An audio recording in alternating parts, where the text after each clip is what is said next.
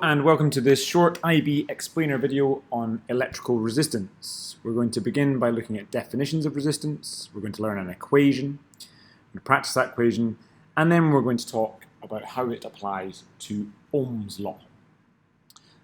Let's start by taking a look inside a conductor. You can see a picture on the top right hand side of the screen there. Now remember, in our conductors we've got two types of charges, positive and negative. And these are represented by the blue circles, the positive charges, and the smaller negative circles, which are colored in red. In almost all situations when we're thinking about current flow, the charge carriers are electrons. And in this case, they are what we call delocalized, and that means that they're free. Well, where did the electrons come from? The electrons came from atoms. Atoms are electrically neutral. And so when an electron leaves an atom, it leaves behind an ion, and those are the big blue ones that you can see in the diagram. Now what's happening inside our conductor is the electrons are flowing around from one terminal to another, and that's constituting the current flow. The metal ions are staying still. However, what they do is they vibrate, and it's those vibrations which are really important for our electrical resistance. Put simply, the higher the temperature, the bigger the vibration. Why are these important? Well, when our ions vibrate, they get in the way of the electrons as they flow. The larger the temperature, the larger those vibrations, and so the more our electrons are impeded. Impeded here means essentially that our current flow experiences a resistance. So it's those vibrations of the metal ions getting in the way of the electrons as they move through the conductor, which manifest themselves as electrical resistance.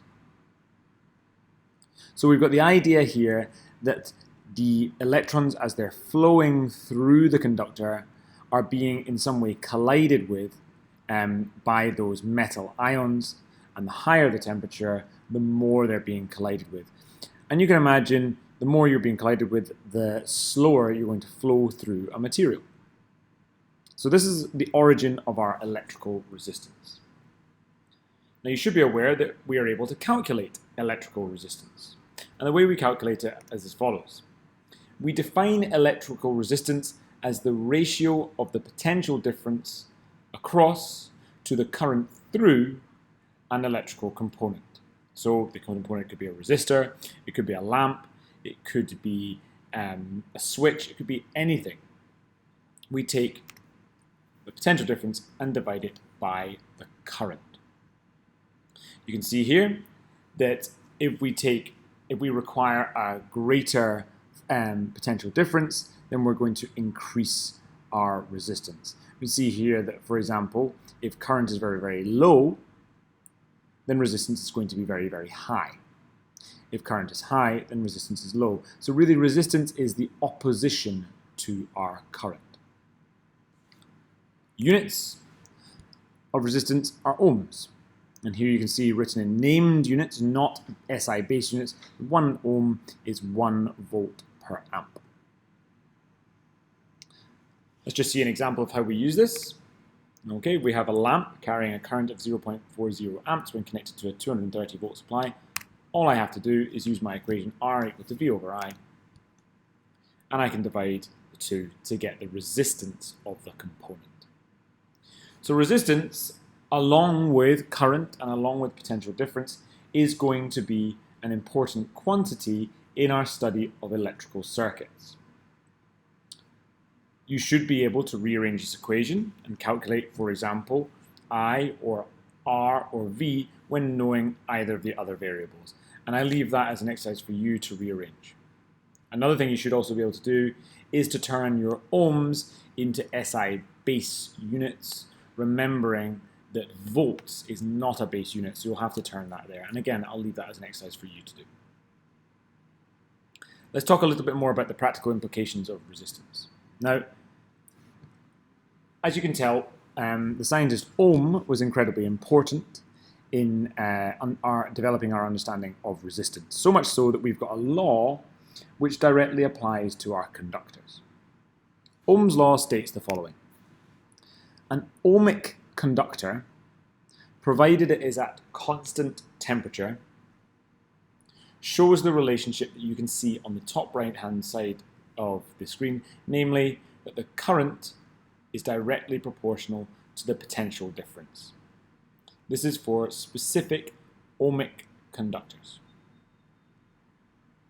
Now the result of this is that the resistance of ohmic conductors is constant. It is a constant value. If I were to take any of the V values and its corresponding I value and take the ratio between the two, then I would find the same value.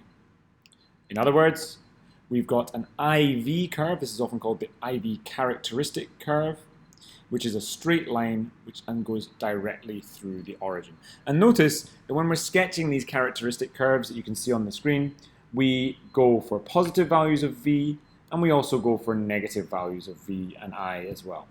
So make sure if you're ever asked to draw, to sketch a graph, make sure it extends across into the two quadrants, not simply into the positive values.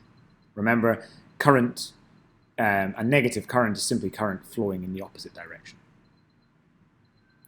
Now it goes without saying that non-ohmic conductors will not follow the same relationships. And you can see an example of a non-ohmic characteristic curve on the screen. This is actually the characteristic curve of a filament lamp. And what you can see is that for low voltage values, it's a fairly straight line.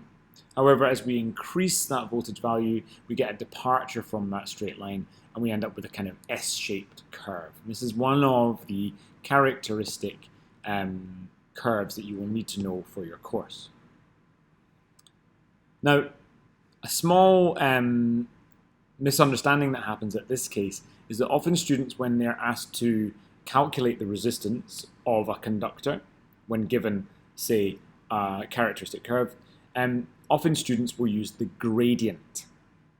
That is not the case. As we've stated previously, the resistance is simply the ratio of the two values. So if you're ever asked to calculate the ratio here, calculate the resistance here, use the values in the graph, not the gradient.